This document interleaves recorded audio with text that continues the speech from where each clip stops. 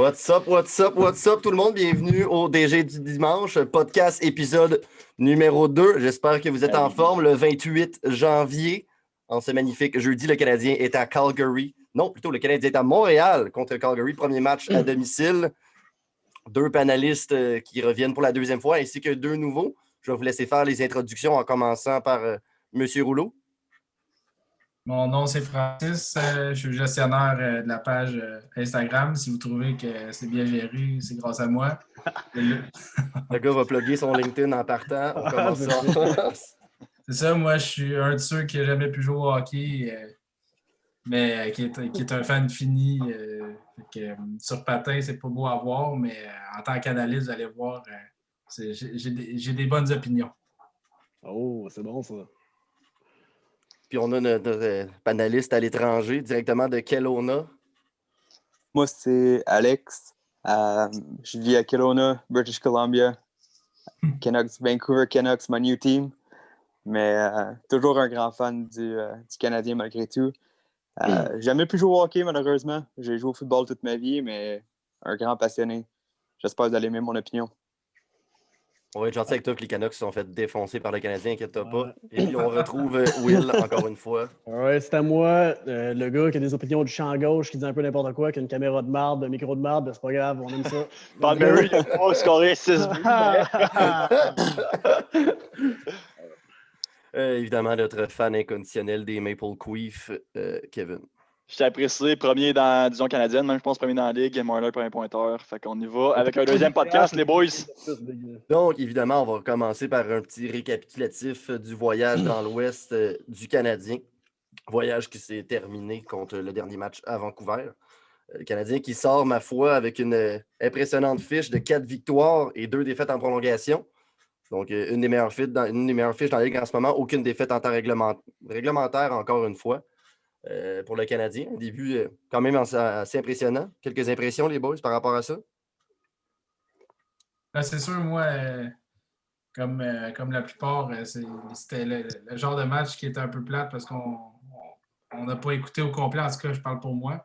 Mais de ce que j'ai vu... c'était... Tu te couches à 9h, tabarnak. Non, mais là, une game à 10h, j'ai écouté le Sport 30, puis non, c'est ça, j'ai écouté la game contre Vancouver là, qui était à 7h. Celle-là, je l'ai vue au complet. Non, c'est samedi, il fait se coucher tard, il sont là le chocolat à 8h30. Puis... Non, mais moi, ce qui m'a impressionné, c'est Toffoli. Je sais que Kev en avait parlé dans le premier podcast, comme quoi que pour l'instant, il était timide, il manquait un peu ses lancers, tout ça, mais il faut croire qu'il est bien à Vancouver, il n'aurait jamais dû le laisser partir. Ouais, c'est ça, je pense que Toffoli dit « Ferme ta gueule, Kevin, je vais te montrer comment on joue au hockey. » OK, j'avais dit qu'il était subtil sur la feuille de pointage, mais qu'on le voyait sur la glace. Exactement, mais pour moi, c'est dans le voyage qu'il a débloqué, mais même avant les 3 premiers matchs, là, il était vraiment dangereux. Tu vois, dans le sol tout le temps, là, puis tout le temps bien placé, puis au moins ça apportait. Non, c'est ça, il causait des... Il y avait des chances de marquer, mais comme Pierre-Luc avait dit, il était un peu nerveux, ça paraissait. Mais là, il commence à s'adapter avec sa nouvelle équipe, tout ça. Fait que ça l'a vraiment paru dans le voyage. Puis c'est sûr que je pense qu'on va avoir plus des matchs comme ça où il va y avoir beaucoup de buts qui vont scorer parce que les équipes, à force de jouer contre, 3 games d'affilée contre la même équipe, tu vois les failles de la défensive, tu vois les failles du gardien. Je veux dire, l'agressivité aussi, le jeu est plus ouvert. Fait que des matchs comme on a vu, là, c'est quoi, ça avait fini 6-5 en prolongation? 6-5 en prolongation. 6-5 en prolongation, oui. Encore là, avec l'intensité du CH, là, on s'entend, 5v5, là, on a des chances, mais les games qu'on pourra se faire brûler, là, si on prend encore 5-6 pénalités par game sur le powerplay, je pense que ça va être difficile de remonter la pente. Je pense qu'on a une game, 9 pénalités contre Vancouver. Toutes les games contre Vancouver, je pense que c'était complètement ridicule. Là. C'est ça. Même contre Edmonton, mais on a eu 9 des plays. Ils n'ont pas scoré un but sur le powerplay, mais si on continue de même, à un moment donné, ça va être dangereux. Surtout avec les divisions canadiennes, tu affrontes Toronto, tu vas affronter des Matthews, des Marner, des Tavares. Contre les Oilers, c'était McDavid, Draisaitl qui n'ont pas connu des bonnes games contre le Canadien, oui, mais ils peuvent débloquer n'importe quand. Après ça, Vancouver, tu as vu, je pense Horvat a scoré 3 fois le même but. Là. L'espèce de play passe en bas au trigger guy qui redonne direct. Là. Ouais. Je voudrais mentionner qu'en ce moment, si je ne me trompe pas, il y a 3 des 5 clubs les plus punis de la Ligue sont canadiens. Ah ouais. Si je me trompe pas, c'est Vancouver, Toronto, puis Montréal est au, Ouais, mais je sais au pas. 3e ou 4e rang, quelque chose du genre. Je trouvais que c'était beaucoup de weak call. Pas, je dis pas ça parce que j'étais comme, mettons, la première game, ça me frustrait parce que c'était juste du côté du Canadien. J'avais l'impression, puis Vancouver aurait pu en avoir une coupe. Après ça, tu regardes en fait, la 3e game contre Vancouver. Où, Le 3e, je pense que t'as pas chialé. Le 3e non, mais il y but avait des mauvais calls, mais les deux là. bords, je parle, ça arrêtait pas, justement. Tu sais, c'était comme. Même toi étant un partisan de Vancouver, là, je suis sûr que tu as vu une coupe de calls qui sont fait donner. Et t'es comme, mais voyons donc, c'est quoi ça, tu sais? Ouais. Le ref qui call un tripping à 30 secondes de la fin qu'on menait par comme 4 buts. L'enfer. Laisse le jeu rouler, il reste 30 secondes. Mais après ça, la Ligue ne suspend pas Myers pour un c'est ça, hit en tête. Myers. Ça, il n'y a pas de problème, c'est clean, ça. Dans l'angle mort, c'est ça qu'on veut au hockey, des bons hits dans l'angle mort qu'on voit pas. Non, mais tu sais, en plus. Ça parlera à Marc Savard. Ouais, mais tu sais, Je peux plus parler, Marc Savard. j'ai vu plein d'articles avant qu'ils disent que Myers n'était pas puni, suspendu parce qu'il a été puni. Comme quoi que c'était le genre de hit que la LNH voulait enlever. Parce que, tu sais, des beaux hits légaux. Puis, cet hit-là, moi, personnellement, je trouvais qu'il était pas mal proche de la tête. C'est sûr que Myers, il est grand, fait que ça l'aide. Ouais, mais tout le monde dit Myers, il est grand. On parle de Yoel Armia qui est 6 pieds 3, là. Ouais, c'est sûr. 3 borderline 6 pieds 4. Tu sais, ça aurait été Brian Giunta, je dis pas, mais là.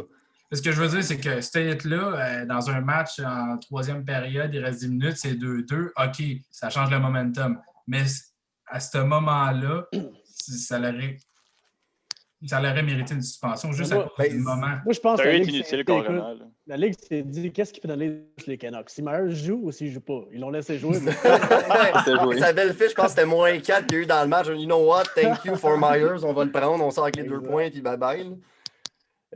Justement, toi, Vancouver, ça va bien ta défensive, Alex. J'espère que tu es satisfait. Ça joue bien, cette défensive-là. Hein? Ouf! Écoute, si on parle de la défensive des Canucks en ce moment, je te dirais que ça n'a pas aidé le fait que Edler et Hamonic sont blessés. Edler a joué le dernier match, si je ne me trompe pas. Il n'a pas joué à 100%. Là, ouais. Il n'était pas à 100% non plus. Fait qu'éventuellement, ça va être. Éventuellement, la défensive devrait être capable de performer un petit peu mieux. Je m'attendais quasiment à avoir un rappel de Guillaume Brisebois qui joue au Comet de Utica, mais ça a l'air que ça n'arrivera pas présentement. Mais tu sais, on s'entend que Myers et Quinn Hughes, c'est pas les gars reconnus plus pour leur défensive. En fait, Myers... Non, mais Quinn Hughes, ça m'a déçu. Je m'attendais quand même à plus. Avec tout le hype qu'on entendait l'année passée, le monde qui disait qu'il méritait le Calder. Excuse-moi, quand je l'ai vu jouer, là, puis quand j'ai vu jouer Cale McCord, je sais que c'était pas ses meilleurs games, on s'entend, mais c'était la deuxième année. Ouais, c'est ça. Qui frappe pas Nick jusqu'à présent, Nick Suzuki, ça va bien. Ça va bien, lui. Une départ qui a fait mal aussi, je pense, là, du côté des Canucks, c'est qu'il y a comme Markstrom qui est maintenant rendu à Calgary. Ça se paraissait que devant le filet, l'équipe joue avec beaucoup moins de confiance. Là. Ouais, Demko et Oldby. Oldby fait quand même la job, mais Demko, c'est mou. Oldby, il fait les arrêts, mais quand il va jouer le puck, par exemple, là, c'est ouf. Disney en ice, il fait des petits tours, il donne la puck un peu partout, puis c'est jamais sur le bon tape. Là. Mais si je peux revenir un peu sur le voyage, justement, Will, on avait misé 3 victoires pour le CH, une victoire en prolongation. Finalement, c'est une défaite en prolongation, on peut être satisfait. Là. Ouais. Mais on a joué contre Vancouver, qui est vraiment Demko, une passoire. La défensive est amochée. Là. Contre Calgary, je pense que ça va être là, le vrai défi, même si ça va être à domicile. Le voyage, satisfait à 100%, on ne peut pas attendre à mieux. Mais là, le vrai défi, ça en vient contre Calgary, avec Kachuk, Monahan. Parlant de Calgary, on pourrait sortir le tableau tout de suite. Tagayette, on est dans le Ouais, mais c'est ça, on pourrait. Dans la division canadienne, là, Calgary est l'équipe qui ressemble le plus au CH. Tu vois, toutes les autres équipes, le CH, avec le profondeur, le pace, peuvent profiter des lacunes défensives, mais là, ça va être vraiment. Là, c'est une équipe à 4 trios. Oui, ils ont beaucoup de firepower avec des gars comme Monahan et Gaudreau, mais après ça, tu descends dans le line-up, tu as Kachuk, tu as Lindholm, tu as Mangiapane, tu as plein de bons joueurs, qui. Tu as Backlund. T'as de la profondeur dans cette équipe-là. Là. Quand t'as Gaudreau, sa deuxième ligne, déjà là, ça prouve que t'as du firepower sur la first. Là. Ouais, c'est ça, tu peux t'en permettre. Là. Je sais pas si quelqu'un veut faire un petit résumé, dans le fond, du petit tableau face-à-face qu'on a mis. Présentation des DG du dimanche. Allez suivre la page Instagram, Twitter, Facebook, les DG du dimanche, petit blog en même temps. Je sais pas qui veut commencer, dans le fond, avec une petite comparaison du tableau. Je vous laisse aller. Ben, vas-y, mon Will. Je vais y aller. Je vais être honnête avec vous autres. Là, en début d'année, j'aurais donné l'offensive à Calgary, mais avec ce qu'on a vu, on n'a pas le choix d'y aller. 5 buts par match pour le CH. Écoute, le pace, c'est bon. Les 4 trios contribuent. Donc, l'offensive, on évoque le Canadien. Ben d'accord avec ça. C'est quelqu'un qui n'est pas d'accord, qui trouve qu'il dit de la merde ou non, en fait, parce qu'on l'a dit, Will, c'est le bullshitter. Fait que... Et voilà. Tout à fait d'accord avec Will, le Canadien, 4 trios. Tous les trios du Canadien peuvent facilement scorer un but par game. En fait, de mon côté, je suis très satisfait de voir ce que j'ai vu dernièrement. Puis pour Calgary, le top 6, très, très bon top 6, mais le bottom 6, Bottom 6 à Montréal, tu sais, Lucic, puis Derek Grant, ouais, mais c'est c'est pas un gars qui patine, mais Lucic, c'est un gamer. C'est le genre de gars qui peut apporter gros en fin de match, un gros hit, une grosse présence devant le filet. OK, il n'a plus la vitesse, mais tu le mets devant le filet, quand il reste une minute à la game, ce gars-là peut encore faire du dommage. Là. C'est sûr que ces grosses fesses peuvent cacher le goaler facilement. C'est ça, exact. C'est un peu un gars comme Perry ou Simmons. La seule différence, c'est qu'il payait 6 millions ou 1 million. C'est ça. C'est ça. Parce que c'est ça l'affaire. Lucic à 1 million, je pense qu'on n'en parle même pas, puis tout le monde est satisfait. Sûr. Ben oui, le problème, c'est le salaire. Là. Exact. Mais donc, la défensive. Oui, vas-y. Pour l'offensive, là, c'est sûr que, mettons, le monde qui regarde pas la saison et qui se disent OK, mais à Montréal, on n'a pas de Gaudreau, Molan, Lindholm. Oui, mais en ce moment, les Canadiens sont quand même premiers dans la ligue pour les buts marqués. Puis Flames sont 19e. Fait que moi, si je continue à avoir Petry compté, Suzuki compté, Anderson compté. Non, mais c'est ça. C'est l'offense de 4 trios. C'est même Jake Evans qui m'impressionne tellement depuis le début de l'année. Oui, on savait ses qualités défensives à cause du Rocket de Laval, mais on ne savait pas qu'il était capable de la mettre dedans autant que ça. Là. Non, c'est pas juste de marquer des buts. Même le différentiel, là, on est en aval en ligue, le numéro 1 de plusieurs buts. C'est qu'on marque beaucoup de buts et on accorde, oui, un petit quand même beaucoup. Là, ça, on est 17e. On va se le dire, avec un début assez moyen de Carey Price. On est milieu de ligue pour les buts accordés, puis premier pour les buts pour. Fait que c'est sûr qu'on a un bon différentiel. Bon. Maintenant, on peut parler de la défensive. La défensive, écoute, on y va pour les Flames. Pas le choix de respecter ça. Giordano, c'est comme un bon vieux vin, ça vieillit bien. Le jeune là, Anderson, là, moi, il m'impressionne beaucoup. Il a pris la place de Giordano sur le premier powerplay. Écoute, ils l'ont mis sur le premier powerplay à la place de Giordano, puis les gars, là, tout un joueur de hockey. Anefin, écoute, gros prospect, puis Tabarrouche, tranquillement, il prend sa game, il va lever son jeu d'un cran. Ça a été long, Anefin. On s'attendait à plus quand il est arrivé. Ça a pris, c'est le genre de défenseur qui prend plusieurs années à s'établir, mais quand il s'établit, tu peux plus le tasser de là. Écoute, il y avait beaucoup de hype. Là. Ils ont échangé de Dougie Hamilton pour l'avoir. Ça a coûté cher. Je pense qu'il aimerait ça avoir Hamilton en ce moment, pareil. Mais il commence... quoi qu'ils ont eu Lindholm aussi. Fait que dans le fond... Exact. Et avec l'ajout de Tanev, ça nous ramène à la défensive des Canucks. Ça, c'est un gros morceau qui leur manque. Ça fait la différence. Effectivement. On s'en shutdown defenseman, une belle flow au vent. Ouais. Tu peux pas remplacer ça, un gars de même. Les Canucks en avaient bien plus besoin que les Flames. Mais... ouais, non, mais regarde. Puis écoute, c'est ça qui arrive quand tu donnes des contrats de 4 millions à Roussel, puis à J.B. Gould, puis à Louis the Machine Eriksson. Quel joueur. Faut pas oublier Nikita Nesterov avec Calgary. Ouais, mais là... un comeback. Écoute, un comeback. La légende du Canadien, Nikita Nesterov. Ça, puis Raphaël Diaz, c'est dans la même catégorie. Moi, je pense que s'il y a un DG sur le hot seat présentement, là, ça va être Jim Benning. Là, avec de la façon que les choses vont là, à Vancouver, je pense qu'il y avait du hype un petit peu. Puis ça continue comme ça, là, tabarnouche. Là, je pense que c'est très comparable avec ce qui est arrivé avec les Canadiens cet été. Bergevin est allé à l'opposé. Canucks puis Canadiens, en série, les deux ont surpris. Puis, comme Pierre-Luc a dit au dernier podcast, ce que Bergevin a réalisé avec ce qui est arrivé en play-off, il a dit OK, go, on push avec Suzuki, ce qu'il a montré, même Kéké.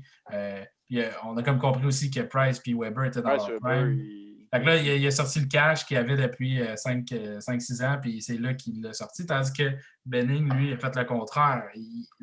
Vancouver, ils ont eu un push en play-off, puis il n'a pas signé eux qui les ont amenés là. Mais il est là le problème. Toutes les années, on dit Bergevin fait rien, il y a de l'argent, il fait rien, il signait personne. OK, donner des petits contrats rabais à Sherrod. Après ça, donner un petit contrat rabais, par-ci, par-là, puis il ne dépensait pas son argent. Benning, qu'est-ce qu'il faisait? Il overpayait pour des gars de bottom six, donnait des gros contrats à Roussel, donnait un gros contrat à JB Gould. C'est des gars qui ne te feront pas gagner, ça. Là. Excuse, oui, c'est des bons joueurs d'énergie, mais tu ne peux pas donner autant d'argent à des gars de bottom six quand tu as des jeunes comme Peterson, Quinn Hughes qui arrivent, Adam Gaudette. Là, ils se sont ramassés. Exactement. Moi, ça me faisait assez rire. D'argent pour signer leur corps, puis ils ont tous perdu one shot. Ça me faisait assez rire. Je lisais le monde sur les réseaux sociaux, puis ils disaient on a 8 millions de douces, 8 millions de douces. Oh, mais ça le prend, tabarnouche, je t'ai pas pour le donner, pour le gaspiller, c'était 8 millions de douces. C'est ça. Si tu le donnes pour un an, OK, comme les Sabres ont fait avec Taylor Hall, pas de problème, c'est un an, après ça, tu retrouves ton 8 millions. Mais si tu donnes un 5 millions pour 4 ans, tu viens de perdre 5 millions de ta masse pour les 4 prochaines années. Pour un joueur qui généralement en vaut pas la peine. C'est sûr que des clubs comme Columbus, Vancouver, il faut qu'ils payent plus cher pour avoir des gars. Là. Ils ne peuvent pas se permettre d'avoir des Taylor Hall à tout bout de champ, whatever, puis payer des prix rabais, eux autres. Il faut qu'ils payent la grosse pièce pour des joueurs de profondeur. Ben, ça dépend. Vancouver, c'est un bon marché, puis les joueurs veulent aller là. La Colombie-Britannique, c'est une des places où les joueurs veulent aller. Mais il a pris des mauvaises décisions, tout simplement. Puis je pense que la seule personne qui est à blâmer dans l'insuccès des Canucks depuis le début de la saison, c'est Jim Benning. Exact. Ou un petit gars qui porte le numéro 40 qui s'appelle Elias. Mais ça, en parlant d'Elias, il a congédié son agent, je pense, cette semaine. Hein. Fait que les négociations de contrat ne doivent pas aller super bien. Non, exact. Donc, le prochain point dans le face-à-face, les gardiens de but, je pense que c'est un no-brainer. Markstrom, on s'en... je dis no-brainer, mais en même temps... No-brainer. Moi, je mettrais un X et 2 barres en ce moment. Ouais, honnêtement, avec la saison que Markstrom a eue l'année passée, je pense qu'on aurait pu le mettre. Mais on est allé avec le pedigree, avec le CV. On a mis Carey Price, mais... Ouais, mais il ne faut pas oublier aussi le deuxième gardien. Tu sais, c'est... Ouais, mais ça mais David Lucic, c'est pas mauvais non plus, comme deuxième gardien de but. Mais comme là, c'est pas des back-to-back. Je sais pas si Allen va jouer samedi. Là. Je ne penserais pas. Parce qu'on affronte Vancouver 2 fois mardi. C'est là qu'on va le voir. Ouais, back-to-back. Calgary, justement, comme on le dit, c'est un des meilleurs clubs de la division. Écoute, unité spéciale, on y était avec les Flames. Pas le choix de respecter le firepower sur le powerplay. Si l'énorme Gaudreau, Monahan, ça se met à jouer, écoute, là... Avez-vous vu le but sur le powerplay hier, contre Toronto? Non. Le but de Johnny Gaudreau? Ouais. Top net, mon gars. Ouf. Ouais. Mais il s'est réveillé, Gaudreau. L'année passée, il s'est fait blaster un peu. Puis là, cette année, il domine. Ouais, mais c'est ça. L'année passée, c'était pas juste lui. C'était lui, Monahan, Lindholm. Les trois, ça dormait au gaz comparé à il y a 2 ans. C'est les trois et les équipes en ce moment. C'est ça. Puis t'as un gars comme Tkachuk qui est toujours efficace. Bon, il broye quand il se fait faire une passe dessus après que la game soit finie, mais ça... Ça, c'est tout qu'un joueur de hockey. Écoute, là, on va l'haïr un peu parce qu'il est contre nous autres, là, mais n'importe quand je vais prendre dans mon équipe. Là, c'est l'enfer. Moi aussi. Matthew Tkachuk sur le DG, je pense que t'as 31 DG qui appellent. T'as même les Kraken qui n'ont pas d'équipe. On vous donne l'équipe. On veut Tkachuk, par exemple. Ouais. Écoute, l'entraîneur, il va avec Humpty Dumpty, Claude Julien. Pas le choix. On reste avec l'ancienneté. Depuis qu'il est rétabli de son petit malaise cet été, ma foi, est en pleine forme, fait jouer jeune, il a compris que ça prenait de la jeunesse. Moi, j'ai rien à dire sur Julien, à part en shootout. Mettre Byron first. Le fameux Byron premier en shootout. Ouais, tu sais, Tatar, il venait d'avoir un breakaway. Je pense qu'il y a eu 2 breakaways cette année, les 2, il a compté. Fait que, écoute, mais il faut faire attention, tu sais, parce qu'il y a des choses que Julien et son équipe d'entraîneurs voient aux pratiques. Tu sais, je veux dire, le shootout, il est pratique, là, tu sais. Puis, s'il met Byron, il a raison. Oui, mais ça, c'est une chose qui me gosse, par exemple. On dit, OK, on ne sait pas tout, mais les autres équipes, qui c'est qu'ils mettent en shootout? Ils mettent leurs meilleurs joueurs tout le temps. Non, mais des fois. C'est pas de l'année tout le temps. Capitals mettent Ovechkin 4e. Oui, mais Ovechkin, tu sais que c'est pas un gars, mais ils vont mettre Oshie, ils vont mettre Kuznetsov, tu sais. Oshie. Les Canadiens mettent Paul Byron. Un gars qui peut être LT Scratch dans 20 équipes sur 30, là. Ouais, premièrement, Oshie, c'est un glitch en shootout. Ouais, non, c'est ça compte pas. C'est comme ce qu'on a Byron, la seule affaire qu'il fait dans NHL, c'est des breakaways. Fait que rendu là aussi bien utilisé dans un breakaway. Ouais, mais ça, l'affaire, il fait à peu près 197 breakaways par année, puis il score 4 buts. Tu sais, il doit pas être. Écoute, si les improbables, la profondeur, il va avec le CH encore là à cause du bottom 6. Puis même il n'y a pas de question. C'est ça. Dans la ligue, on est premier d'après moi. Le Taxi Squad du CH est meilleur que la profondeur que la majorité des équipes. Le Taxi Squad est meilleur que le club de sénateurs au complet. Sauf Brady Tkachuk. Sauf Brady Tkachuk, on sait bien. Ouais. Un petit chien qui jappe. All right. Les improbables, on y va avec Calgary. Moi, si le top 6, justement, explose, c'est là que je vois ça. C'est là qu'on peut perdre la game. Si on prend encore là, si on beaucoup de minutes de deep play, c'est là que ça peut se passer. Je pense que les Canadiens, on sait à quoi s'en tenir. On a vu le meilleur de l'équipe. Il n'y a pas vraiment d'improbable présentement pour ça. Là. Absolument. Puis en passant, parenthèse rapide, on dit les Flames, c'est comme la menace du côté canadien pour le Canadien, justement. Là. C'est pas les Leafs. Tu dis pas les Leafs. Ils sont 6e en ce moment dans la division canadienne. Fait qu'il faut encore qu'ils se réveillent. Là. Ouais, mais là, attends, il y a 6 matchs. Ça dépend le nombre de matchs joués aussi. Là. Il y a des équipes qui n'ont pas joué beaucoup de matchs. À ma connaissance, les Flames, c'est pas l'équipe qui a joué le plus de matchs dans la division. Non, ils ont déjà eu leur congé de 5 journées. Ils ont 5 parties. Ils ont 5 matchs de jouer, mais tu sais que les Leafs qui en ont joué à peu près 22. Là. Ouais, mais les Leafs, par exemple, ils n'ont pas 2-2-1 contre Fish. Là. Non, les Leafs sont solides depuis le début. Ça a été rough contre le Canadien, on n'était pas sûr. Contre Ottawa, au début, t'es comme OK, ça commence pas bien, mais là, la machine s'est réveillée. Puis, Non, mais imaginez, les Canadiens, on est 2e, on a 0 défaite en temps réglementaire, puis on n'a même pas encore joué à la maison. Ah, ben c'est ça. Mais tu sais, c'est le fait qu'on commence avec un voyage avec une bonne fiche comme ça qui est encourageant. Puis je pense pour ça qu'on donne le momentum aussi aux Canadiens. Premier match à domicile après avoir connu un si bon voyage, ils vont rentrer avec le couteau entre les dents. En tout cas, je l'espère. Ah oui, avec la centre belle remplie. Rempli de rouge et de bleu. À en part tissu. ça, là, c'est sûr que je trouve ça bizarre. Toffoli, Anderson puis tout, ils ont vu le vestiaire cette semaine.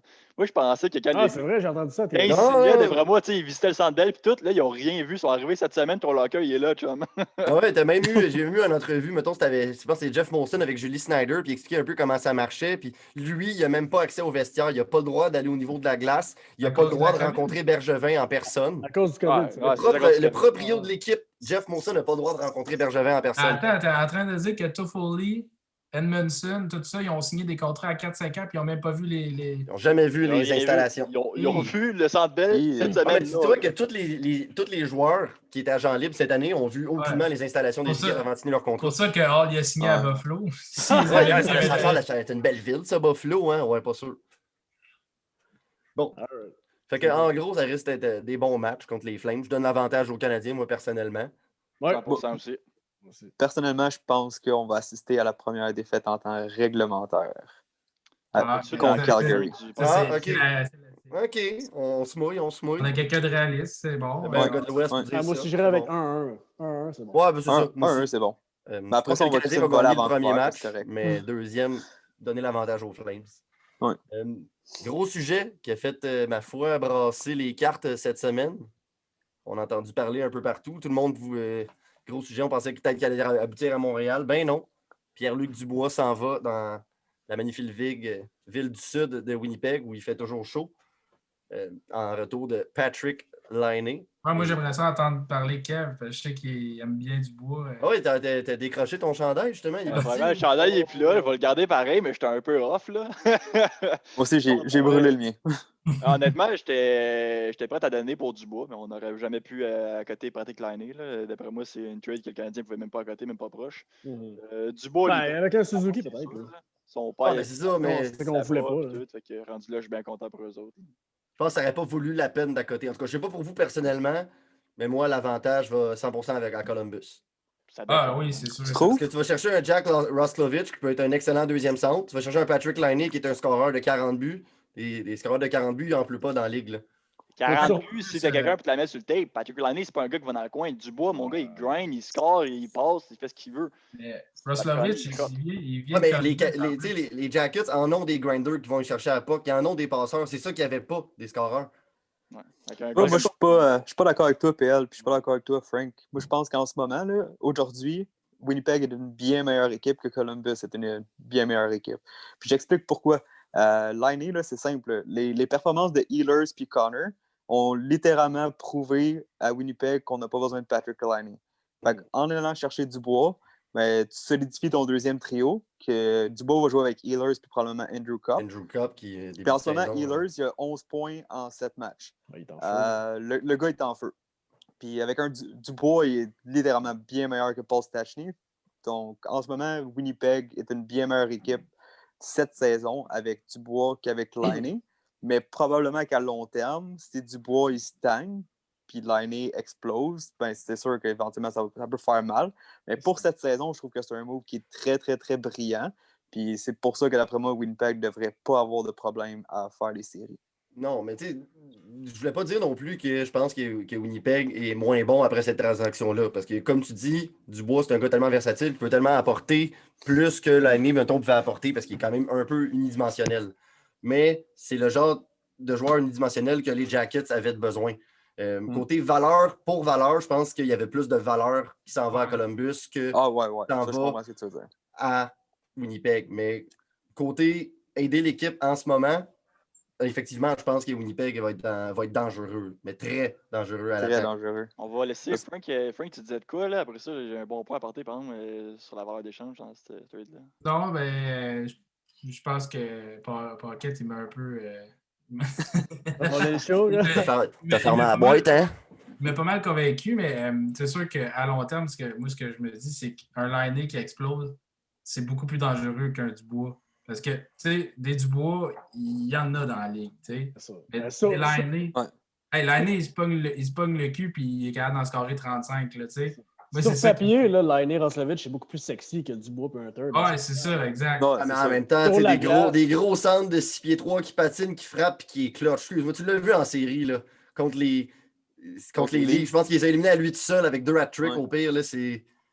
Les gars clutch comme ça, oui, tu dis qu'il y en a dans la ligue, mais honnêtement, des centres de 6 pieds 3 qui peuvent faire 70 points, scorer 30 buts, qui peuvent fesser, qui peuvent tout faire, il n'y en a pas tant que ça, man. Il n'y en a vraiment pas tant que ça. Sauf que, mettons qu'un Dubois, tu peux prendre un centre de 3e trio, plus dans 2 joueurs ensemble vont équivaloir un Dubois. Mais un scoreur comme Laine. Un scoreur, tu n'auras jamais ça sur ton 3e, ta 4e ligne. Tandis que quelqu'un qui va tuer des pénalités, qui va aller chercher la puck dans le coin comme Dubois fait, qui va grinder, tu peux aller chercher un Nate Thompson qui va compléter ton premier centre pour faire ce que Dubois... Tu sais, Dubois, en fait, c'est un 2-en-1. Mais là, je pense qu'on compare beaucoup Dubois et Laine, mais la grosse clé dans l'échange, pourquoi le bon disent que Columbus a gagné, c'est Roslovic. Ben c'est ça, moi, c'est ça. C'est parce que ce gars-là, potentiel d'être un 2e centre. Exactement. Là, c'est honnêtement, on s'entend que s'il y avait. Là, il voulait pas signer à Winnipeg, c'était évident. C'est pour ça qu'il avait pas signé depuis le début de l'année, il avait demandé une transaction. Mais si ce gars-là ne demandait pas une transaction,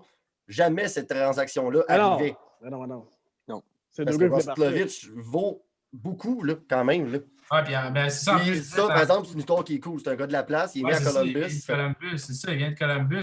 Puis c'est pas pour rien, lui, il a déjà signé son contrat. Ça m'étonne, il a juste signé 2 ans, là, mais. Sinon. Mais il n'a pas encore joué avec l'équipe non plus. Il ne sait pas que ça aide. Ça reste que c'est joué pour John Tortorella. Là. Moi, ce que je ne comprends pas, surtout de cette transaction-là, Paquette, il y en a un bon point, ce qui fait en sorte que ça me met en doute ce que je vais vous dire là, c'est le fait de ne pas avoir utilisé Laine pour aller chercher un défenseur. Ça a l'air qu'ils l'ont proposé aux Flyers pour Provorov, puis Provorov, excuse-moi, puis Flyers ont raccroché directement. Là. Mais là, c'est sûr que c'est un... C'est sûr que tu Parce que je pense que ça fait un bout qu'ils l'essayent, mais reste que Winnipeg, ça a toujours été défenseur puis 2e centre. Tu vas-tu te contenter d'un défenseur top 4 de 2e paire pour un Patrick Laine? Je pense que là, rendu ça va faire l'erreur des Oilers d'Edmonton, tu sais. Quand tu échanges un scoreur de 90 points, un Taylor Hall pour aller chercher un bon défensivement comme Adam Larson. On a vu ce que ça donnait. La valeur des défenseurs n'est pas à la même place, puis Winnipeg a toujours été à la recherche d'un 2e centre. Depuis que les belles années de Brian Little sont finies. Là. Il avait été chercher Stachny à date limite, OK, ça avait bien été, il est parti, ils sont allés chercher Stachny une 2e fois, mais le gars est rendu à 35 ans. Là. On parle de défenseurs, vous autres, Vince Dunn à Montréal, ça vous excite un peu? Ou... mais attends une minute, juste pendant qu'on a encore l'échange de Dubois, juste apporter mon point qui est quand même important, moi je trouve. Mettons, on parle cette année, les Jets, là, premier trio, Connor, Sheffley, Wheeler. 2e trio, ça va sûrement être Stachny. Dubois, non, ça va être Cup. C'est Cup qui joue à gauche. Clairement, cette année, les Jets sont meilleurs que Columbus. Il ne faut pas que tu oublies un autre point là-dessus, c'est que l'année, il reste 1 an de contrat. Le gars, il va être coaché par Tortorella à Columbus. Est-ce que tu vois l'année signer 7 ans là-bas? Moi, je vois pas. Non, mais il paraît qu'il a déjà commencé à négocier. C'est pas fait encore, mais est-ce que tu vois Dubois signer dans une équipe canadienne ou ce qu'il a vécu avec son père ou ce qu'il a joué dans les mineurs, je pense? Parce que son père est coach, il fait partie du coaching staff. Dubois, il reste 2 ans de contrat, puis d'après moi, il y a des chances qu'il signe après ça, tandis que l'année, après moi, il va aller voir un gros club. Imagine, il y a un gars, une équipe comme Pittsburgh qui offre un contrat, là, lui, pour jouer avec Malkin Crosby, là, il va aller là-bas. Il va pas aller jouer avec Tessier et les Domiers. Là. Ouais. C'est clair. Là. Mais tu sais, c'est des équipes qui sont bâties différemment, par exemple. Tu check Winnipeg, c'est bâti de l'avant. Puis tu check Columbus, c'est bâti de l'arrière. T'as un monstre à 2 têtes à défensive, c'est John Kuwerinski. T'as 2 bons gardiens. Oui, t'as le Buck à Winnipeg, mais tu sais, c'est comparer un peu des pommes et des oranges parce que c'est des équipes qui sont bâties complètement différemment. Là. Mais toi, dans la peau de l'année, par exemple, qui veut scorer des nets, qui veut faire augmenter sa valeur, c'est pas Winsky à Def qui joue bien à Def qui va augmenter sa valeur. Là. Le gars, il n'y a personne pour y mettre sur le tape. Là. Non, mais la différence, c'est qu'il voulait jouer sur le premier trio à Winnipeg, ce qui n'arrivait pas, puis là, il va jouer sur le premier trio à Columbus. Au lieu d'attendre la POC, il va faire ses jeux lui-même. Justement, peut-être que ça va monter sa valeur. Parce qu'on dit qu'il attend la POC, on attend la POC, mais avez-vous joué l'année des 2 dernières années? Depuis l'année passée, il n'attend plus la POC. Il va la chercher. L'année passée, ça a été une de ses meilleures saisons côté statistique. Oui, il a fait moins de buts, mais il a fait pas mal plus de passes. Il était quasiment dans les plus. C'est un gars qui s'est vraiment amélioré son two-way game. Là. C'est pas encore un attaquant two-way, c'est sûr, mais il est capable d'apporter plus. C'est ça, mais il est capable d'apporter plus que scorer des buts maintenant. Là. Puis je pense que c'est ça qu'on va voir à Columbus, qu'on ne voyait pas à Winnipeg, parce que là, tu avais Shifley, puis Wheeler, puis Connor, puis là, ça va être lui, le go-to guy. Puis c'est là qu'il va prouver. Est-ce que je vaux 11 millions pour 7 ans? Je vais vous le montrer ou je ne vous le montrerai pas. Tortorella, on rit bien. Je pense de voir ça, mais je pense pas que c'est... Vas-y, Will. Tortorella, on rit bien, là, mais j'ai écouté Josh Anderson à TSN 690 aujourd'hui, puis il était que d'éloges pour Tortorella. Il y en a qui l'aiment. Là. Le gars, il te pousse dans le cul. Oui, il est rough avec toi, mais il y en a qui l'aiment. Là. Parle-en à Martin Saint-Louis. Il a eu une carrière grâce à Tortorella. C'est ça. Ouais, mais parenthèse à part, que par exemple, que mettons un gars comme Anderson, c'est un travaillant, un gros gars qui va dans un coin. C'est ça le gros 1 que mais c'est ça, le travail. Mais c'est ça l'affaire, tu sais. Dans la ligue, tu vas avoir du succès, il faut que tu travailles. Puis ce coach-là, si tu ne travailles pas, ben sac ton camp, on va en engager un autre. Puis moi, je trouve ça correct à l'année. Les gars sont payés, mettons, 8 millions. T'es payé des millions pour jouer au hockey, force-toi le cul. En même temps, là, je sais que il n'y en avait aucun des deux qui avait une clause de non-échange, là, mais ça se parle pareil. Les organisations ont du respect pour les joueurs. Ça dépend à quelle organisation, ça dépend à quel joueur. Mais si vous pensez que la transaction s'est faite sans que l'année ait eu son mot à dire, sans que Dubois ait eu son mot à dire. Je pense pas, man. Il est rendu là, il y a plus grand respect entre Dubois et Kekalainen, je pense. Là. Ouais, c'est sûr que là, avec cette histoire-là, c'est peut-être. Avec ce qui a été dit dans les médias, en tout cas, c'était pas l'histoire Moi, d'amour. je pense pas que c'est une coïncidence qu'il se ramasse où ce que son père y est, tu comprends? Moi, je pense que oui. Mais qui d'autre qui avait un Patrick Laine à offrir? Mais c'est ça, honnêtement, c'est un fit pour un fit. Puis je pense que, oui, on dit à cause du père Dubois, mais c'était vraiment juste parce que la seule équipe qui avait de quoi à donner, qui valait à peine d'échanger Dubois, c'était. Qui voulait le donner. Qui voulait le donner. Parce que, il voulait le donner aussi parce que le gars n'était pas heureux de l'autre bord aussi. Un autre temps de boy, mais. C'était une situation parfaite pour ça. Les deux équipes avaient un joueur All-Star qui ne voulait pas rester là. Ben bon, on s'échange les joueurs All-Star puis bye-bye. Exact. Sinon, Will, tu voulais une petite parenthèse sur Don, vas-y. Vince Dunn, ouais, qui. Ouais, écoute, des grosses rumeurs, ça a l'air que Saint-Louis cherche à avoir un first-round pick pour lui. Mais après, moi, je ne le donnerais pas, là, pour vrai. Non, je l'aurais peut-être donné d'une autre année, mais là, pas avec la manière que l'équipe joue et avec la défensive qu'on a, ça vaut pas la peine. Moi, je pense que je le donnerais pas à cause du contrat qu'on a donné à Edmondson. Là, ça serait comme. C'est ça le problème. C'est ça, exact. C'est ça le problème. Il reste qu'on a des grosses décisions à prendre. Je dis on, mais c'est pas nous autres qui va les faire. Mais Bergevin a des grosses décisions à faire avec les contrats de Dano qui supposément aurait refusé 5,5 supposément. Après ça, il reste que tu as un gars comme Tatar qui va être signé. Dans pas long, tu as les jeunes qui vont être prolongés. Ouais. Ça ne donne rien d'aller après un défenseur comme ça maintenant. On n'a pas de gros contrat qui finit bientôt. Là, non, t'as cool. Des contrats qui font mal, ils finissent à 8 ans. Ah, c'est ça. Écoute, on va perdre un gars au Expansion Draft, là. Ça va nous aider. Là. C'est probablement un gars comme Sherrod ou Edmondson, malheureusement. Ça dépend s'ils réussissent à ramasser Mété. Là, ça va pas tant. Oui, ça a vu ça comme quoi de l'intérêt pour Mété, une couple d'équipes qui serait intéressée à Victor Mété. Ah, Pittsburgh surtout. Sur le ship. Moi, je le verrais, une équipe comme Vancouver, justement, une défensive mobile. Je pense qu'il profitait là. Que le Canadien, c'est pas parce qu'il est pas bon, mais c'est parce que présentement. Ouais, c'est ça, tant qu'à ça, aussi bien l'échanger, il n'y a pas sa place dans le line-up. Ouais, attends, quand il va avoir sa place, les jeunes comme Harris tout vont arriver pour le bumper. Fait que rendu là, je sais plus pendant qu'il y a de la valeur. Ah, mais si on échange Mété, c'est qui monte sur le taxi squad? Fleury, man. T'as Kyle Fleury, t'as Xavier Ouellet, tu sais, c'est. J'en manque pas. On rit gros sur Ouellet, mais oui, il a été mauvais au camp, mais l'année passée, quand il était là dans le Bubble, il n'a pas été mauvais, là. Non, il a bien fait un excellent travail avec Kulak, là, je trouve. Puis il apporte un apport physique également. Ouais, c'est ça. C'est un gars qui a de l'expérience. Puis, j'aime bien Mété, mais qu'est-ce qu'il a amené avec la brigade défensive du Canadien en ce moment? Il n'amène pas d'attaque. Il n'est pas particulièrement bon défensivement. Il n'est pas physique. Avec la manière que la défensive, l'équipe est bâtie, il n'amène rien. C'est ça. C'était le seul gars qui était capable de bouger la puck assez rapidement puis patiner. Mais là, Romanov, il le fait, mais encore mieux que lui. C'est ça. Puis t'as Petrie qui peut le faire. Puis on a été surpris par Sherrod. Je pense qu'on ne savait pas que Sherrod pouvait patiner comme ça. Edmondson, c'est pas le plus rapide, mais je pensais qu'il était vraiment pire que ça du côté niveau de patin. Et vous autres, les gars, Corey Perry, première game, ça a bien été? Oh, ok, oui. Moi, rien de flashy, mais... J'ai aimé ça, moi, à un moment donné, il est rentré dans la zone, là, il a fait la petite spoon, une petite saute. Ah ouais, quand il est là. Hey, man. Le gars, il ralentit, mais tu vois qu'il y a encore des mains. Là, le hockey IQ, il est là. Puis même en powerplay, là, je pense que Kev va en parler tantôt. Là, il vient de bouger Gallagher. Là. Mais tu trouves qu'il était à la bonne chaise parce que justement, tu dis, il patine pas. Parfait, il remplaçait un milieu qui patine pas plus. Exact. Mais c'est un gars qui est tellement intelligent, justement, un peu comme Suzuki, il va ralentir la game mais c'est ce à que son pace à lui. C'est ce que ça prenait pour ce trio-là, parce que Kéké, là, c'est pas un marchand de vitesse, on s'entend. C'est un gars qui a une grosse vision. Ça lui manquait des finishers. Combien de fois l'année passée, là, il fait un jeu, il passe à Will ou à Byron qui fend de l'air. Du coup, c'était l'enfer. C'est pour ça que j'ai hâte de voir Kéké vraiment dans un top 6. C'est ça. Avec les gars qui peuvent la mettre dedans. Au moins, il est sur un top 9. Il y a les minutes d'un troisième centre, mais avec Toffoli et Armia, c'est des gars qui peuvent finir quand même. Là. Ouais, ben c'est Toffoli, on l'a vu en tout cas, qui peut finir avec 5 buts en 2 matchs, puis s'est fait voler le deuxième hat-trick en 2 games là, par l'épaule du goaler. Ça arrêtait pas pire. Parenthèse rapide sur Perry. Frank, t'avais-tu quoi à dire sur Perry avant? Ouais, je disais que, tu sais, d'après moi, c'était une des seules fois qu'on voyait l'équipe toute en santé avant la blessure d'Armia. Là, Armia va revenir, il va en avoir un autre qui va être tombé au combat. Moi, ça va être qui, hein? Perry, il sort pas de l'alignement, c'est sûr et certain, à moins que lui, il se blesse. Mais moi, ça, je m'en arrivais au point, dans le fond. On a Perry qui a passé le balotage l'autre fois, puis que personne n'a réclamé. Mais là, ils viennent clairement de prouver qu'il est encore capable de jouer au hockey puis de bien jouer. Là. Au début, ça a été un peu rusty. Là. Il passe en plein milieu de la glace, intercepté. Là.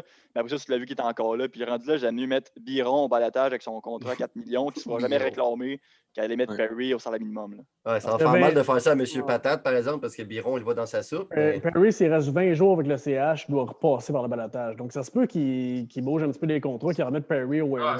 Mais tu sais, on dit ça, mais des joueurs au balotage, il va en avoir une tonne. Ça va être ça toute l'année pour toutes les équipes. Hey, cette année, le nombre de noms là, qui sont sur le balotage, puis tout le monde... Oui, honnêtement, Perry est au balotage demain, là, je suis sûr à 95% qu'il ne se fait pas réclamer. Ouais. Parce que les équipes, tu dis que c'est prouvé comme quoi il savait jouer. Les équipes le savaient déjà. Il a joué en finale de la Coupe Stanley il y a une couple de mois, puis il était super efficace. Là. Mais attends, c'est parce que là oui, ben, premier game, c'était beau, mais il va en jouer. Armia revient quand? Dans une semaine, dans 2 semaines? S'il garde de jouer de même pendant une semaine, excuse-moi, mais il y a des équipes qui vont le prendre. Là.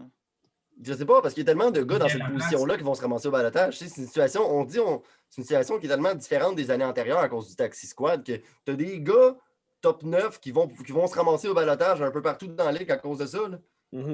Des équipes qui vont être dans la merde à cause du cap salarial, qui vont avoir trop de blessés qui vont venir. Puis là, pour être sur le cap, il va falloir qu'ils mettent un gars, mettons, à 2 millions qui est efficace sur ses waivers. Puis là, tu as une équipe qui est pauvre comme les sénateurs. Ben, Colin, de l'argent gratis, on va le prendre. T'sais. Qui est riche, je veux dire.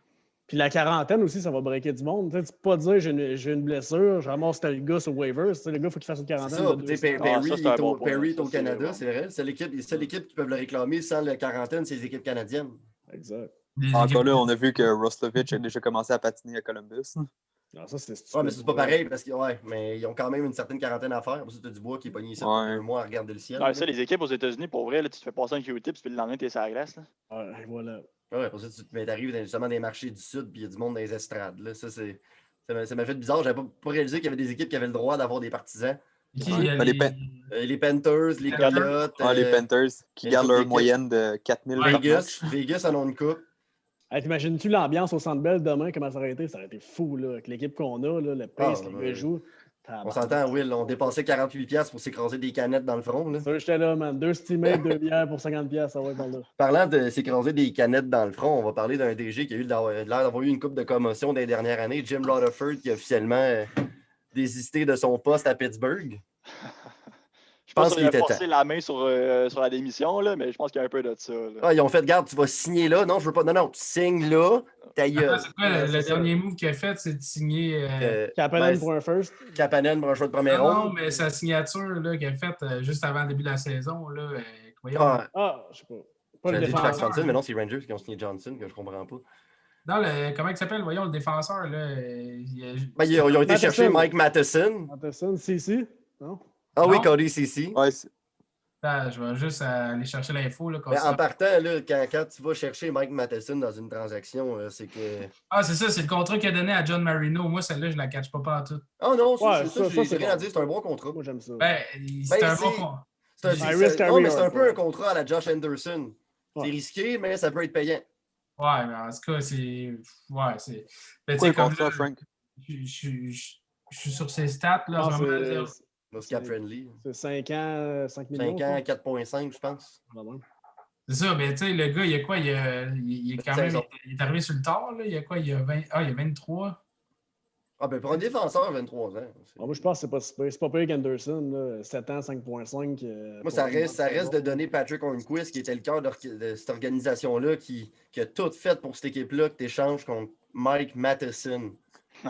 Ouais. La Floride voulait crisser dehors à grands coups de pied un peu partout à travers la ligue. Tom Rutherford dit « On va le prendre, moi. » Ben oui. Un défenseur qui fait rien, qui fait à peu près 45 revirements et qui gagne 5 millions pour 7 ans. On va le prendre. Une bonne décision. Je vais prendre un 30 secondes juste pour faire un petit recap des transactions de first round qu'il a fait. Okay. En 2015, il a fait son first pick aux Oilers contre David Perron. Le first pick qui a bougé un peu dans la ligue est devenu Matthew Barzal. Après ça, il est allé faire la trade qu'il a envoyé dans le fond Kapanen, puis son first pick à Toronto contre Phil Kessel, qui a appris à gagner 2 Coupes Stanley. Ça, c'est bon. Ça a été Sam Steele. C'est quand même un joueur quand même pas participé. Après ça, il s'en va échanger. Ça allait bien, là, à date. C'était pas si pire. C'était pas si pire. Là, il s'en va chercher. Il s'en va échanger contre Kessel, puis un choix de 4 contre Galchenyuk, puis Pio Joseph. Joseph. Ouais, P.O. Joseph. P.O. Joseph, OK. Il est rentré dans le line-up cette année, mais. Pourquoi? Fini par trade Galchenyuk plus un premier choix au repêchage en 2021 contre Zucker. Jason Zucker. Là, ça commence à se gâter. Là. Puis là, c'est des bons joueurs, c'est le prix qui est payé qui est complètement ridicule. Un premier choix en 2020, finalement, ils ont fini, je pense, 9e au repêchage. Fait que là, ils donnent salut 2021. Là, au moins, les Penguins vont bien, là, mais ils n'ont pas de first pick cette année. Puis ils viennent d'échanger le prochain first pick contre Kapanen. Fait que là, Kapanen, c'était le first pick 2020. Puis les Leafs ont pris Amirov. Donc, le first pick qui avait l'option, là, c'était le 2019. Puis ils ont décidé de ne pas le donner, je pense, pour Zucker. Puis ou de le donner pour Zucker, puis de garder 2020. Puis là, ils ont réchangé 2020 pour Kapanen. C'est ça. Oui, je trouve, tu sais, on chiale sur son travail, mais en même temps, moi, je pense qu'il y a un gros push du propriétaire. Tu as Crosby dans ton alignement. C'est le citron jusqu'au bout. Là. C'est ça. Mais là, c'est que la dernière année, ils l'ont trop pressé, le citron. Là. Ouais, mais c'est. Tu sais, cette équipe-là, un corps vieillissant, n'ont pas de relève. Pas en tout. Non, ils n'ont pas de relève. Donne-moi 3 bons prospects des Penguins. Prends une gorgée. Hein? Prends une gorgée, tu t'es trompé. Oh, shit. Les années des first round. Fallait que je me trompe quelque part. Hein? Quand il voit des chiffres. Taylor Hall à Columbus. Je pense On que Erie a 6 buts. Pittsburgh, ils n'ont pas le choix, puis jusqu'à la retraite de Crosby, ils vont push comme ça, c'est sûr et certain. Crosby, il est dans la même. Un peu comme les Browns, écoute, là, le temps est passé, ils sont encore compétitifs. Je pense mais les Browns, ça, je la catch pas. Ils ont fait une mini reconstruction, là, 6-7 en 2015. Ils ont repêché 3 fois d'affilée, puis ils ont repêché 3 ils ont repêché Jake DeBrusk, ça allait bien. C'est ça, après ça, je pense que c'était Jacobs Borrell puis Zenichin. Mais Borrell joue cette année, puis ils veulent lui donner des grosses minutes, par exemple. Avec le départ de Krug et Chara. Le monde pensait que Chabot était bon à cause de Zboril, mais c'était le contraire. Zboril était drafté avant Chabot. Ouais, comme Galchenyuk était bon à cause de Yakupov. Ah non, c'est Yakupov qui était bon à cause de Galchenyuk. Ah non, les deux, ça, c'est des queues, c'est vrai. Attention, le Galchenyuk a quand même eu une mini-carrière. Yakupov, il n'a rien eu par 30 buts. Ah, il a fait 30 buts. Yakupov, il s'est pitché ses genoux, mon gars, c'est ça son highlight. Grosse scellée, mon gars. First NHL goal, let's go, on fait passer le complet. Yakupov, il a passé plus de fois au balotage que. C'est Zach Smith. Waivers. Alright, c'est quoi de Bill? Ben, c'est le dernier sujet que j'avais à ma liste, moi, les boys. Ça rappe bien la soirée. C'était un beau petit podcast, ça, man. On va se laisser sur la sad destinée des Pingouins qui risque d'être assez rough pour les prochaines années. On en refait un dimanche, guys. On revient sur la petite série contre Calgary. On va faire un petit preview pour le Super Bowl. Moi, un peu de variété. Là. 2 victoires contre Calgary. Une victoire en temps réglementaire, une en prolongation. Nous autres, je pense qu'on a tous dit 1-1. Comme Pocket 1. 1-1. Donc, ça semble être ça. Puis, c'est ça, un peu de variété au show de dimanche. On va parler du Super Bowl qui s'en vient. C'est beau le hockey, mais il y a d'autres sports qui existent. On va en parler un peu aussi. Un plus long podcast, peut-être, on verra. Exact. Donc, merci d'avoir été là. N'hésitez pas à nous suivre sur nos réseaux sociaux. Puis, si vous avez des sujets que vous voulez qu'on parle ou des questions pour. Suggestions, insultes dirigées à Kevin parce qu'il aime les Leafs. On peut toujours. Sorry, Kev. Je voulais pas. Donc, sur ce, bonne soirée, messieurs. Bonne soirée. Bonne soirée, les boys. Salut.